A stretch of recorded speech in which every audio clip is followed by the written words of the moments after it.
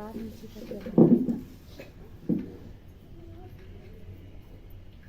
शांति। ओम शांति। ओम शांति। पीछे वाले ओम शांति। अब आवाज आ गई। ठंड लग रही है ना सबको, ठंडी है इसलिए ओम शांति भी थोड़ी ठंडी ठंडी हो गई है। बड़ा आप सबसे मिल करके बहुत अच्छा लग रहा है। हमारी मंजू बहन जी ने हमें आज का दिन बुलाया तो उनका भी धन्यवाद है। आप सबसे मिलने का मौका मिला तो इस नए वर्ष में आप सबको नया साल मुबारक हो। संक्रांति की बहुत बहुत शुभकामनाएं। और फिर 18 जनवरी के लिए हमारे लिए क्या है, ये प्रेरणादायक है। 18 जनवरी हमें कौन याद आते हैं? पूरा जनवरी महीना ही बाबा याद आता है ना। 1 तारीख से ही बाबा की याद शुरू हो जाती है। तो सब तपस्या करते हैं, सवेरे भाग भाग के आते हैं। सबके लिए जनवरी महीना बहुत मुश्किल वाला होता है ना। दुनिया वालों के लिए तो बहुत मुश्किल है, रजाई से निकलना ही बड़ा मुश्किल हो जाता है। और हम ब्राह्मणों को सहज या मुश्किल है? सच बता ना। सहज क्यों हुआ? क्योंकि बाबा ने कहा कि राजाई के लिए रजाई छोड़नी पड़ेगी।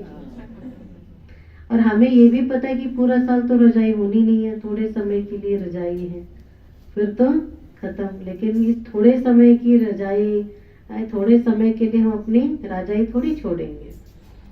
और ये जो जनवरी महीना है ये हम सब के लिए क्या है? पुरुषार्थ के लिए। इसको हम साइलेंट मंथ मनाते हैं, शांति का महीना मनाते हैं। क्योंकि बाबा जनवरी महीने में ही संपूर्ण हो गए। तो जैसे देखो कि जनवरी महीना आता ही, जैसे आते ही जैसे जनवरी महीना शुरू होता है तो वैसे ही बाबा की याद, बाबा की विशेषताएं याद आती है ना।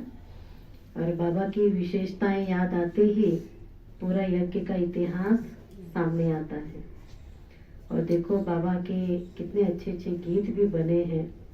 कई ऐसे ऐसे गीत हैं, वो गीत सुनते सुनते ही आंखों में आंसू आ जाते हैं, है ना। क्योंकि बाबा की तपस्या, बाबा की साधना जो अभी तक भी हम लोगों को लेके जा रहा है। बाबा भले 69 में संपूर्ण हो गए, अव्यक्त हो गए, लेकिन अभी भी थोड़े 8 बजे सभी तो उठे जाते हो। अब सोचो, जो हम पहले 8 बजे उठते थे और बाबा ने हमें 4 बजे उठाना शुरू कर दिया तो 4 घंटे मिल गए ना हमें। कितने घंटे मिल गए? 4 घंटे मिल गए। अब सोचो दुनिया वालों से हम 4 घंटे इतना आगे चल रहे हैं। और हर दिन की बात, हर दिन हम 4 घंटे आगे हैं। तो ये जो 4 बजे उठ करके जो हम लोग योग करते हैं, फिर यहाँ सेंटर में क्या होता है? नहीं, कंपटीशन चल रहा होगा। यहाँ भी चल रहा है। सवेरे कितने बजे से योग शुरू हो रहा है? यहाँ 5 बजे से। 5 बजे से कंपटीशन देखो कितना, कौन कौन भाग ले रहे हैं। अच्छा, 5 बजे सब आ जाते हैं। तो आप सोचो इतनी शक्ति कौन दे रहा है? कौन दे रहा है? जो 8 बजे उठने वाले और 5 बजे अमृत वेला, 4 बजे उठ करके तैयार हो, अमृत वेला योग करके फिर तैयार होकर 5 बजे यहाँ आना कोई साधारण बात नहीं है। ये बाबा की शक्ति है। बाबा की शक्ति ही हमें यहाँ तक ला रही है ना। तो इसीलिए कि जनवरी महीना 18 जनवरी जैसे जैसे नजदीक आता जाता है, बाबा की बहुत सारी विशेषताएं याद आते हैं, बहुत सारी विशेषताएं। अब बाबा का तो हर कर्म ही विशेष रहा, हर संकल्प विशेष रहा, हर बोल विशेष रहा। बाबा की विशेषताओं को हम लोग दादियों से सुनते थे कितनी सारी बातें, कितनी विशेषताएं थी, हम लोग सुनते रहते थे। तो आप सबको मालूम होगा कि हमारी मनोहर इंदिरा दादी, याद है? देखा, किस किस ने देखा मनोहर इंदिरा दादी को? अच्छा, आप अकेले ने देखा। मनोहर इंदिरा दादी इतना अच्छा बाबा का यज्ञ का इतिहास सुनाती थी। वो सुनते रहते थे, दादी सुनाती रहती थी। दादी को कोई टॉपिक दे देते थे कि दादी आपको इस टॉपिक पे क्लास कराना है, दादी कहती थी ठीक है, और जैसे ही क्लास शुरू हो जाती थी थोड़ा सा उस टॉपिक पे क्लास शुरू किया और उसके बाद यज्ञ के इतिहास पे आ जाती थी।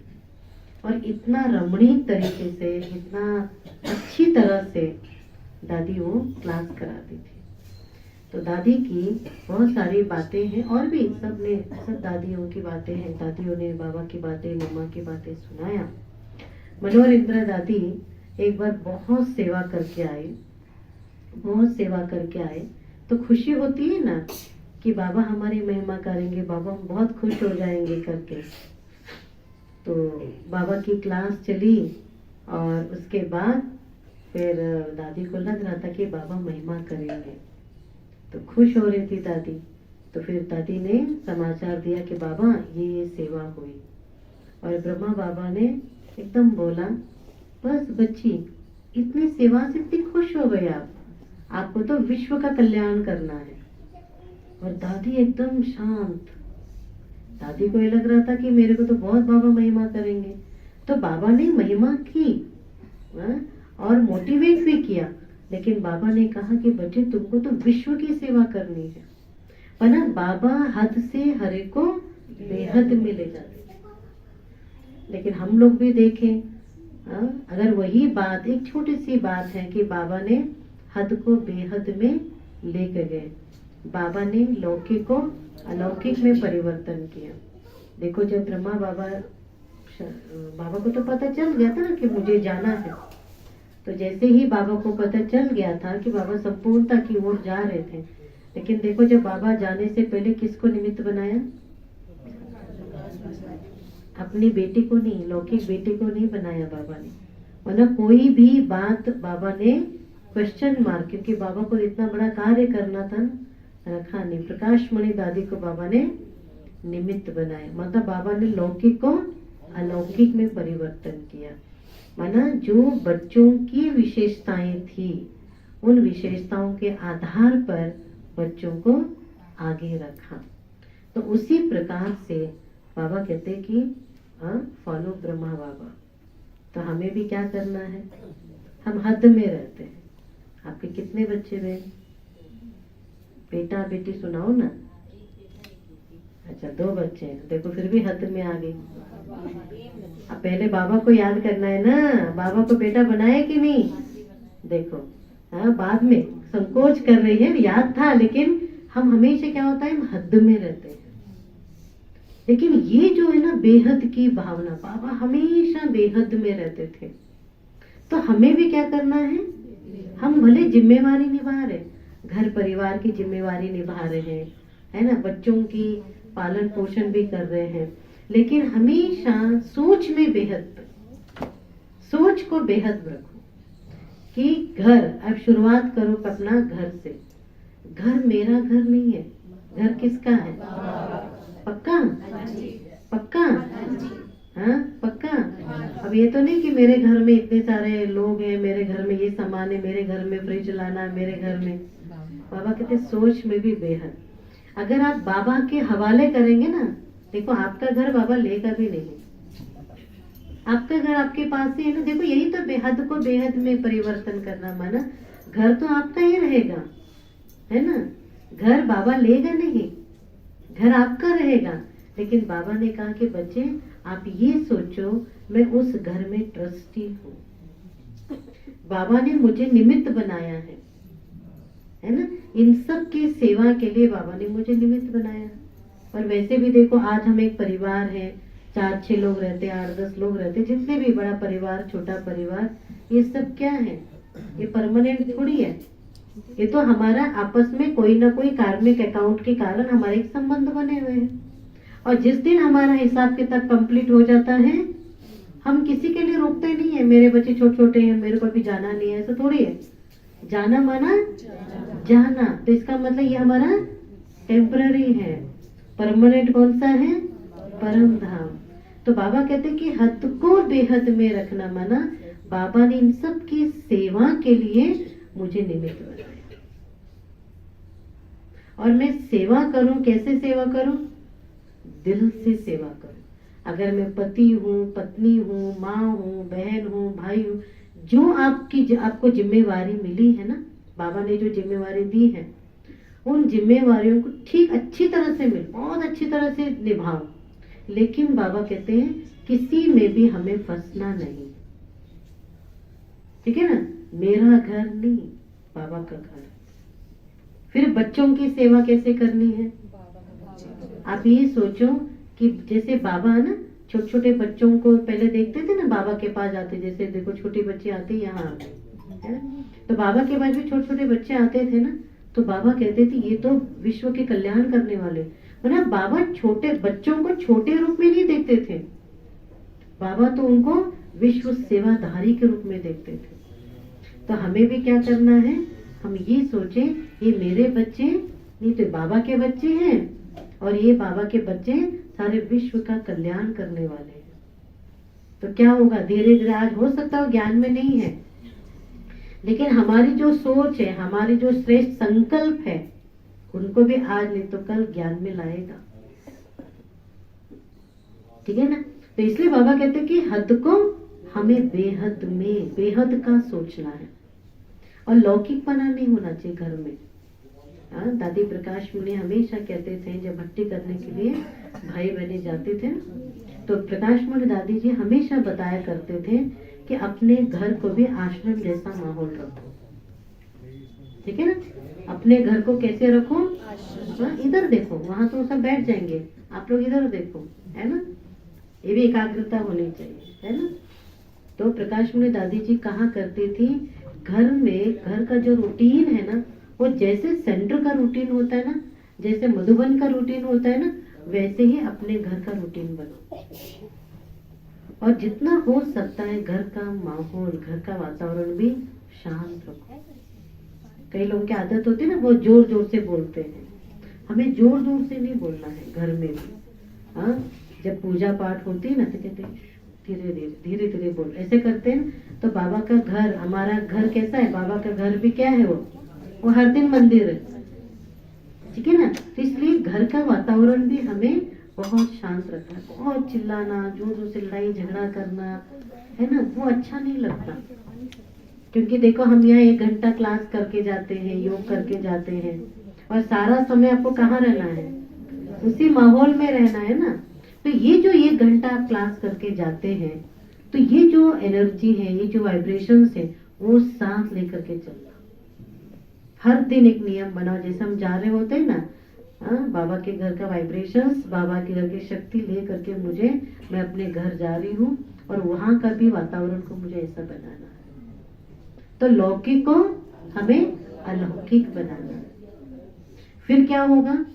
परिवार में कभी भी टेंशन नहीं होगा, कभी निश्चिंत, हमेशा निश्चिंत रहेंगे, और किसी चीज की कमी नहीं होगी।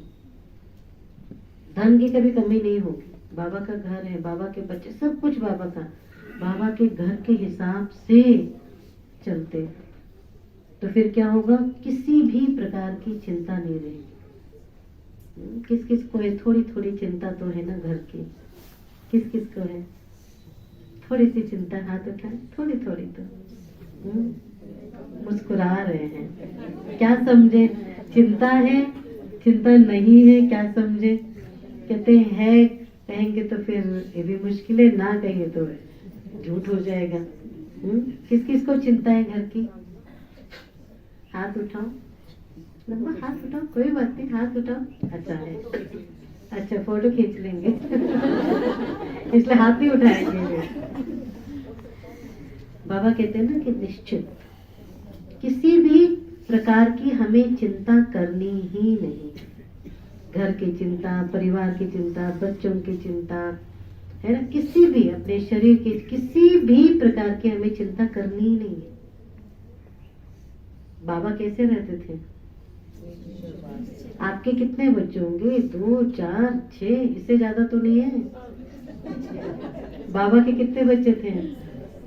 बाबा के टाइम पर 350, 400 बच्चे थे। आपके 2 बच्चे, 3 बच्चे, 4 बच्चे जितने भी हैं, आपके अपने बच्चे हैं ना, तो आप उनको डांट भी लगा दोगे, है ना, एक थप्पड़ भी लगा सकते हैं, है ना। दूसरों के बच्चों को नहीं लगा सकते ना, आप अपने बच्चों को तो एक थोड़ा सा थप्पड़ भी लगा सकते हैं ना। आप सोचो, बाबा के टाइम पर 350, 400 बच्चे थे, छोटे बड़े सब, लेकिन सब अलग अलग घर से आए हुए थे, सब अलग अलग घर से। आप सोचो, सब अलग अलग घर से आए थे, सबके नेचर, सबका स्वभाव सबका अलग अलग था। ऐसा तो नहीं कि संस्कारों का पेपर नहीं आया होगा, सबके समय संस्कारों का पेपर आया होगा, लेकिन फिर भी बाबा बिल्कुल निश्चिंत थे। और आज हम 2 बच्चों को संभालना, क्या कहते हैं आजकल, कहते 2 बच्चों को संभालना नानी याद आती है, ऐसे बोलते हैं। आजकल 2 बच्चों को संभालना बड़ा मुश्किल हो गया है। और बाबा कितने बच्चों को संभालते थे, और किसी को भी हाथ लगाया, अगर किसी को भी हाथ लगाया होगा ना, तो आज दादियाँ इतनी जो बाबा की महिमा करती हैं, जो बड़े बड़े दादा हैं जो बाबा के बारे में सुनाने लगते, तो उनके आंखों में आंसू आ जाते हैं, ऐसे थोड़ी आते हैं। बाबा ने तो बहुत अच्छी तरह से पालना की है ना। तो बाबा खुद निश्चिंत रह करके सबकी अच्छी तरह से पालना की। तो इसमें भी मुझे फॉलो फादर करना है। किसी भी रूप में मुझे चिंता में आकर के बच्चों के पालन पोषण करना, घर को चलाना, ये हमारे संस्कारों में नहीं होना चाहिए। है, मान लो अभी टेंशन होता है, चिंता होती है, लेकिन फिर भी अब जो है ना 18 जनवरी तक हमें मन में ठान लेना है, दृढ़ संकल्प करना है, चाहे कुछ भी हो जाए, मुझे चिंता में आ करके बच्चों की पालना नहीं करनी, घर को नहीं चलाना। बाबा बैठा है, स्लोगन भी है ना, बाबा का फोटो, बहुत सुंदर फोटो भी है, और नीचे लिखा हुआ है, क्या लिखा हुआ है? चिंता मत कर, मैं बैठा हूँ। बच्चे तुम चिंता मत करो, मैं बैठा हूँ। किसके लिए? सेंटर में रहने वालों के लिए क्या? किसके लिए? सबके लिए। हम सबके लिए। तो हम सबके लिए हैं, तो हमें क्या करना है कि चिंता मुक्त बनना है, निश्चिंत जीवन है ना। तो जैसे देखो, ब्रह्मा बाबा के टाइम पर बेगरी पार्ट भी था। देखो, शुरू में ब्रह्मा बाबा के पास, आप सोचो आपके घर में अगर 10 लोग भी आ जाए ना, तो मुश्किल हो जाता है। बाबा के घर में 400 लोगों को बाबा ने बिठा करके खिलाया, 350, 400 लोगों को बिठा करके। और दादियाँ बताती हैं कि बाबा हरे को घी पिलाते थे। आजकल तो घी नहीं पिलाना, क्योंकि आजकल एक्टिविटीज बहुत ज्यादा नहीं है। पहले बाबा आधा ग्लास घी पिलाते थे बच्चों को, आप सोचो। और हर दिन बादाम, है ना, काजू, इस तरीके से बाबा बहुत एक महारानी की तरह, राजकुमारियों की तरह सबको पाला, खूब अच्छी तरह से। लेकिन कुछ सालों के बाद जब पार्टीशन हुआ, सब आगे भारत में, तो क्या हुआ, जो स्थूल धन है वो तो एक दिन तक खत्म होना ही है ना। तो धीरे धीरे बेगरी पार्ट शुरू हुआ। बेगरी पार्ट समझते हैं ना? तो यज्ञ में धन की थोड़ी सी कमी होने लगी। भले धन की कमी हुई, लेकिन भूखे कोई भी नहीं रहे। लेकिन ये बाबा की परीक्षा थी। तो बाबा कभी भी, मतलब ऐसा भी समय आया बेगरी पार्ट में, सवेरे नाश्ते में कुछ भी नहीं था, और टेंशन हो रही जो किचन में भोजन बनाने वाली बहन को, भोली दादी और भी कुछ सारी बहनें थी ना, तो उनको टेंशन होता था कि इतने सारे लोगों को खाना नहीं है, अभी क्या खिलाएं। और बाबा के कमरे में जाकर के देखे, बाबा ऐसे निश्चिंत होकर के लेटे हुए, सोए नहीं, लेटे हुए। और लोगों को, बहनों को लगा कि तो बाबा तो बिल्कुल निश्चिंत हुए हैं, और यहाँ तो खाने का है ही नहीं। तो देखो, बाबा को नहीं पता था। बाबा को कहा कि बाबा अभी तो कुछ भी नहीं है। तो बाबा ने क्या कहा, मेरा तो है नहीं है, ईश्वर बाबा का यज्ञ है, शिव बाबा के बच्चे हैं, खिलाना हो तो वो खिलाएगा, भूखा रखना तो भूखा रहेगा। अब सोचो, और उसी समय क्या हुआ, थोड़े समय के बाद ही मनी ऑर्डर आया, 500 रुपए किसी ने भेजा। ऐसे तो बहुत सारी कहानियां हैं। 500 रुपए किसी ने भेजा उस समय, और उससे सारा सामान आ गया और भोजन भी किया। और कई बार ऐसे भी हुआ, यज्ञ में कुछ है नहीं और बाबा कहते थे आज बाबा ना बच्चों को जलेबी खिलाएंगे। अब सोचो, बाबा कितना निश्चिंत रहते थे, लेकिन फिर भी बहुत बच्चों को खुश करने की कोशिश करते थे। आज सब बच्चों को बाबा जलेबी खिलाएंगे। जलेबी कौन बनाएगा? जो बनाने वाले बहन जी हैं, बहन जी तो उनको टेंशन हो रही है, और बाबा सबको बता दिया कि आज जलेबी खिलाएंगे। और बाबा की जो सोच है, वो जलेबी बन भी गए और खा भी लिया। कभी भी बाबा को टेंशन हुआ ही नहीं। एक होता है कभी कभी तो हुआ होगा बाबा को टेंशन, नेवर, कभी भी नहीं हुआ टेंशन बाबा। तो हमें भी क्या करना है, इस बात में भी मुझे फॉलो करना है, ब्रह्मा बाबा को फॉलो करना है कि घर में मान लो कि बच्चा पढ़ाई लिखाई कर लिया, बहुत पढ़ाई कर लिया, नौकरी नहीं मिल रही है, हाँ, माँ बाप को टेंशन हो रहा है, नहीं, अब मुझे सब चिंता खत्म करनी है। मकान की जरूरत है, मकान बन नहीं रहा है, हाँ, बेटा बड़ा हो गया है, बेटे की शादी करनी है, उसकी चिंता लगी पड़ी है।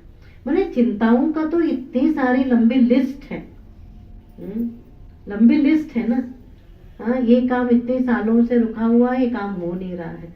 मैंने कितनी सारी, हर घर में अपनी अपनी चिंता है। लेकिन बाबा ने कहा बच्चे सब चिंताओं को क्या करो, हाँ, मुझे दे दो, निश्चिंत। ये स्थिति मैं कह रही हूं और आप सुन रहे हैं, इजी नहीं है, लेकिन बाबा कहते यही पुरुषार्थ हमें करना है। मैं तो हमेशा कहती हूँ कि जो बात आपको मुश्किल लगती है ना, उसी का पुरुषार्थ करो। पुरुषार्थ किसका कर रहे हैं आप?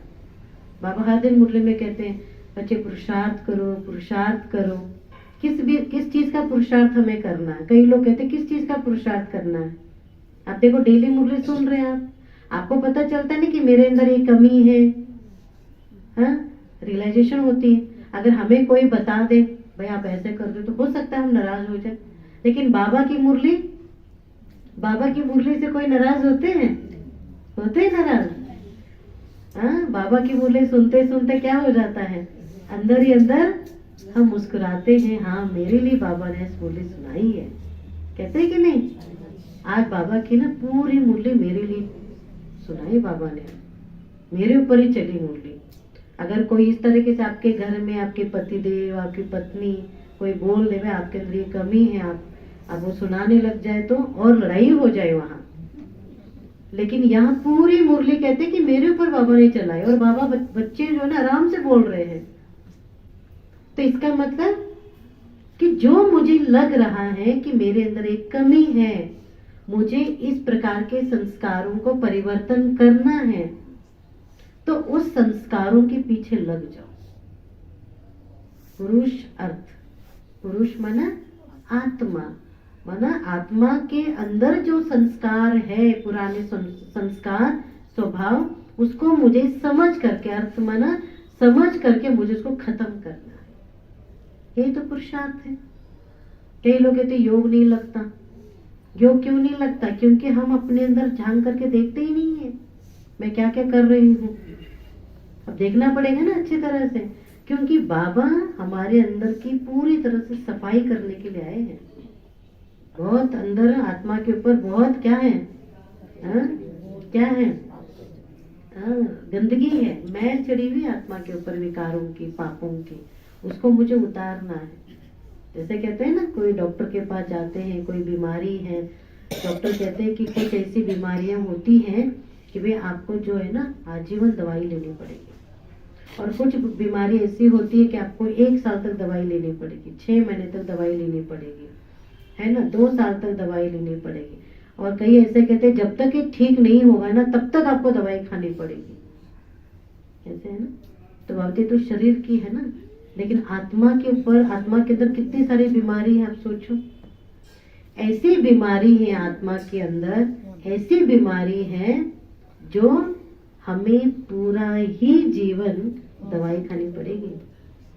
कौन सी दवाई है? कौन सी दवाई? योग की दवाई।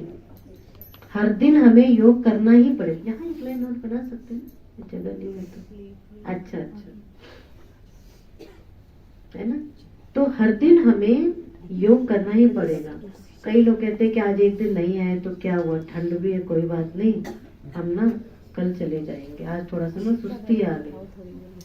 आपको पता है कुछ ऐसी बीमारी होती है, डॉक्टर कहते हैं अगर आपने एक दिन भी दवाई छोड़ दी ना तो फिर आपको दोबारा वो शुरू करना पड़ेगा। तो अगर हमें एक दिन भी बाबा के घर नहीं आएंगे, मुरली नहीं सुनेंगे, तो क्या होगा? आपकी जो अंदर, जो आत्मा के अंदर, हमारे अंदर जो बीमारी है ना, वो रह जाएगी। फिर पुरुषार्थ हमें दोबारा करना पड़ेगा। तो इसीलिए पुरुषार्थ का अर्थ ही है कि जो मेरे अंदर कमी कमजोरी है, मुझे इसको खत्म करना है, इसके पीछे लग जाना है। देखो ये जो जनवरी महीने में हम तपस्या कर रहे हैं, क्यों? क्या तपस्या? तपस्या माना क्या होता है? तपस्या माना तपाना, तपना। तो किसको तपाना है? आत्मा को तपाना है ना। आत्मा को तपाएंगे तभी तो आत्मा के अंदर जो बुराइयां हैं, जो पुराने गहरे गहरे संस्कार हैं, और ऐसे ऐसे गहरे गहरे संस्कार है जो कई जन्मों से हम लेके चल रहे हो, एक जन्म के नहीं, कई जन्मों के ले करके चल रहे हैं और हमें दुख भी दे रहे हैं, है ना? तो इन संस्कारों को हमें तपाना है। बाबा के बच्चे बनने के बाद कहते, कई लोग ये कहते हैं ना कि हमारे अंदर बहुत सुधार आ गया, बहुत परिवर्तन आ गया।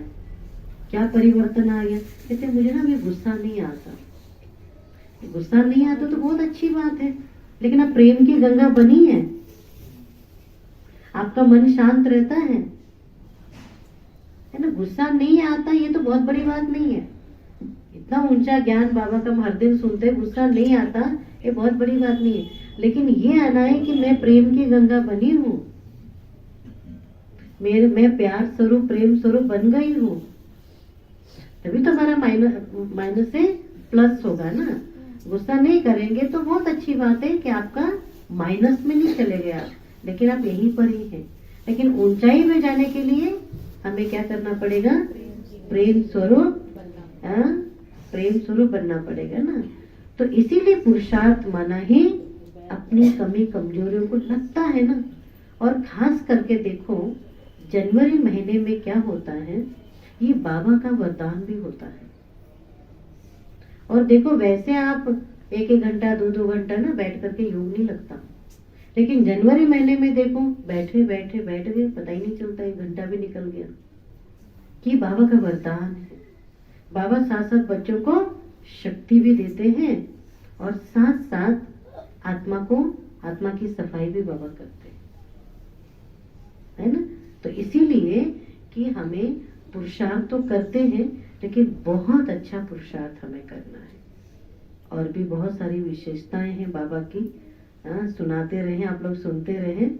तो ये है कि अभी हम भाई जी से भी सुनेंगे, उनके पास भी बहुत सारा खजाना है, वो आपको सुनाएंगे, ठीक है ना? ओम शांति।